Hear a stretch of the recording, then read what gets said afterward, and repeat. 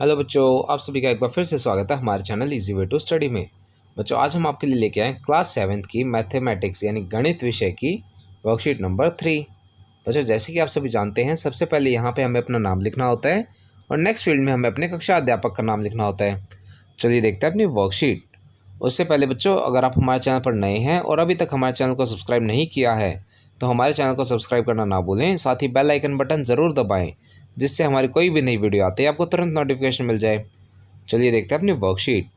बच्चों, आज की हमारी वर्कशीट का शीर्षक है आंकड़ों का संगठन। देखते हैं बच्चों इसके बारे में।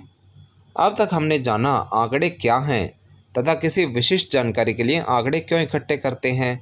आंकड़ों द्वारा उचित ढंग से जानकारी प्राप्त करने के लिए उन्हें व्यवस्थित या संगठित करना आवश्यक है। तो आइए जानें आंकड़ों का संगठन।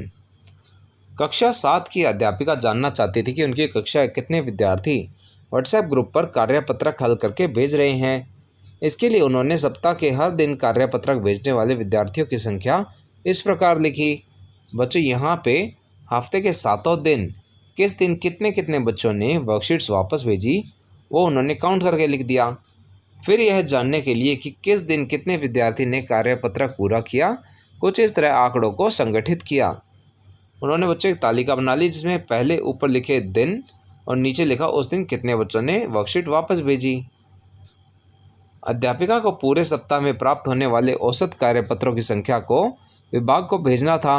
अतः औसत जानने के लिए अध्यापिका ने पूरे सप्ताह के कार्यपत्रक को जोड़ा व 7 हिस्सों में बांटा। इस औसत आंकड़े को हम माध्य कहते हैं। यानी बच्चों, दिए गए आंकड़ों का एवरेज यानी कि औसत जब हम निकालते हैं तो उसे हम माध्य कहते हैं। आगे देखते हैं। अतः माध्य हम कह सकते हैं आंकड़ों का योग डिवाइड बाय आंकड़ों की संख्या। आंकड़ों का योग मतलब बच्चों इन सभी का जोड़, और उसे भाग कर सकते हैं हम कितने आंकड़े हैं, कितने आंकड़ों की संख्या है उससे। जैसे हमें बच्चों यहाँ पे 7 दिन की अलग अलग वर्कशीट्स के दिए गए थे, कितने दिन कितने बच्चों ने रिटर्न करी, उन सभी को हमने जोड़ दिया और उन्हें भाग कर दिया। कितने दिनों के लिए दी गई थी 7, तो हमने 7 से भाग कर दिया। यह आता है बच्चों 259/7, जो 37 उत्तर आता है इसका। आगे देखते हैं। अब अगर अध्यापिका यह जानना चाहती हैं कि वह अगले सप्ताह के लिए अधिक से अधिक कितनी फ़ोटोकॉपी कराएं कि लगभग सभी विद्यार्थियों को कार्यपत्रक मिल सके, तो वह 46 होगा, क्योंकि सबसे अधिक बार आने वाले आंकड़ा 46 है और यह बहुलक कहलाता है। बच्चों, आप यहाँ पे देखेंगे तो यहाँ पे अलग अलग संख्याओं में ये देखना है आपको कौन सी वैल्यू, कौन सा अंक सबसे ज़्यादा बार आया है। 33 हमारा एक ही बार आया है, 35 भी एक ही बार आया है, 46 हमारा बच्चों 2 बार आया है, 29 एक बार, 32 एक बार और 38 भी एक ही बार। तो सबसे ज़्यादा बार आया है बच्चों हमारा 46। तो बच्चों वो नंबर जो सबसे ज़्यादा बार रिपीट होता है उसे हम कहते हैं बहुलक, यानी 46 बच्चों की आने की सबसे ज़्यादा उम्मीद है। तो हमारे अध्यापिका को 46 फ़ोटोकॉपी करानी पड़ेंगी। चलिए आगे देखते हैं। यह जानना हो कि कौन से 3 दिन 35 से कम और कौन से 3 दिन 35 से अधिक विद्यार्थियों ने कार्यपत्रक लौटाए, तो उसके लिए आंकड़ों को बढ़ते या घटते क्रम में लिखिए तथा जो आंकड़ा बीच में आता है उसे माध्यक कहते हैं।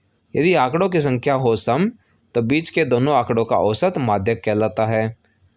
बच्चों, माध्यक कैसे निकालते हैं?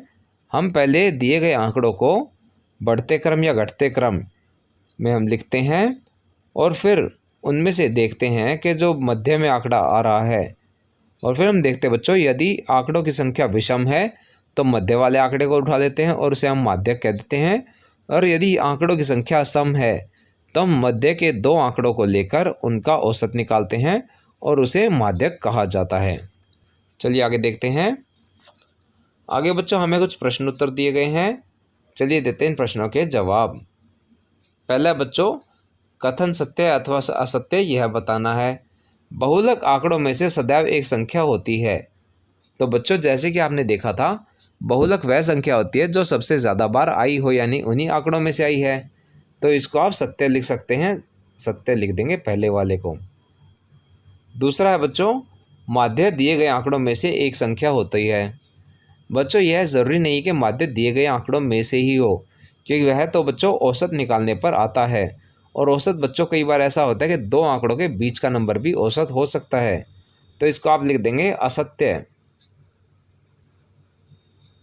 तीसरा है बच्चों, माध्यक आंकड़ों में से सदैव एक संख्या होता है। बच्चों माध्यक भी ज़रूरी नहीं है आंकड़ों में से ही हो। अगर विषम संख्या है हमारी आंकड़ों की तो उसमें तो हो सकता है कि वह आंकड़ों में से ही एक नंबर होगा, और यदि सम संख्या हो तो उसमें तो बच्चों हम पहले औसत निकालते हैं और फिर वह आंकड़ा निकालते हैं जो माध्यक कहलाता है कहते हैं। तो इसका भी आप असत्य ही लिखेंगे। चलिए आगे देखते हैं। आगे बच्चों हमें एक प्रश्न दिया गया है, कक्षा के एक मूल्यांकन में प्राप्त किए निम्नलिखित आंकड़ों को कक्षा के एक मूल्यांकन में प्राप्त किए गए निम्नलिखित अंकों को एक सारणीबद्ध रूप में संगठित कीजिए। बच्चों यहाँ पे अलग अलग स्टूडेंट्स के अंक दिए गए हैं जो एक कक्षा में उन्होंने प्राप्त किए हैं। इन आंकड़ों का परिसर क्या होगा?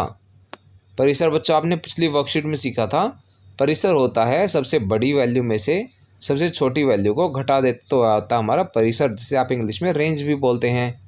चलिए देखते हैं इस आंकड़ों का परिसर क्या होगा।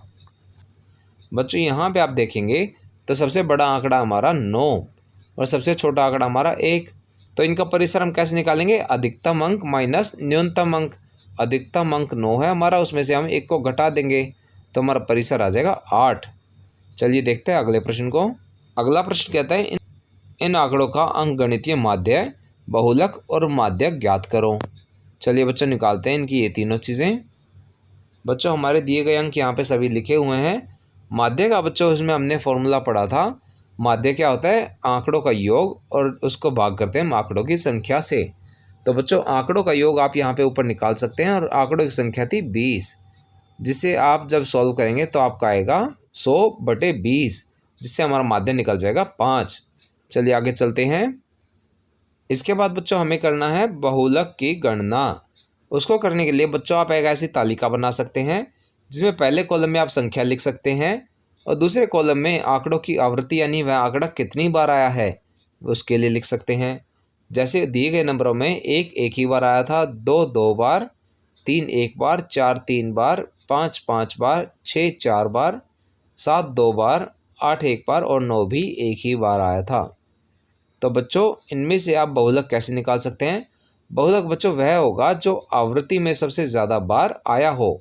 यहाँ पे आप देखेंगे तो 5 हमारा 5 बार आया है, तो हम इसी को बहुलक कहेंगे। तो बच्चों इसके उत्तर में हम बहुलक को 5 लिख देंगे। अगला है बच्चों माध्यक की गणना। दिए गए नंबर, इसके लिए बच्चों हम पहले क्या करते हैं, दिए गए नंबरों को आरोही या अवरोही क्रम में व्यवस्थित करेंगे। तो बच्चों मैंने यहाँ पे बढ़ते क्रम में इनको कर लिया है व्यवस्थित। इसके बाद बच्चों यदि नंबरों की कुल संख्या विषम है तो माध्य मान को माध्यिका के रूप में लें। यदि नंबरों की कुल संख्या सम है तो दो मध्य अधिकांश डेटा का औसत माध्यिका कहलाता है।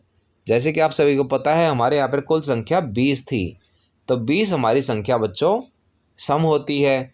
सम होने के कारण हम क्या करेंगे, बीच के 2 डेटा को उठाएंगे और उन दोनों का औसत निकाल लेंगे।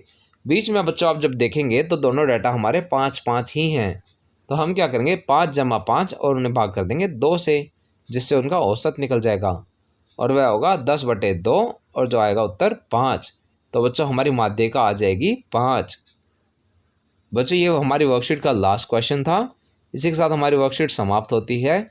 आशा करते हैं आपको अच्छे से समझ में आई होगी। बच्चों अगर आपको हमारी वीडियो पसंद आई हो तो उसे लाइक करना और अपने फ्रेंड्स के साथ शेयर करना ना भूलें। साथ ही अगर आपका कोई क्वेश्चन है तो उसे आप कमेंट सेक्शन में ज़रूर पूछें, हम आपके क्वेश्चन को जल्द से जल्द आंसर करने की कोशिश करेंगे।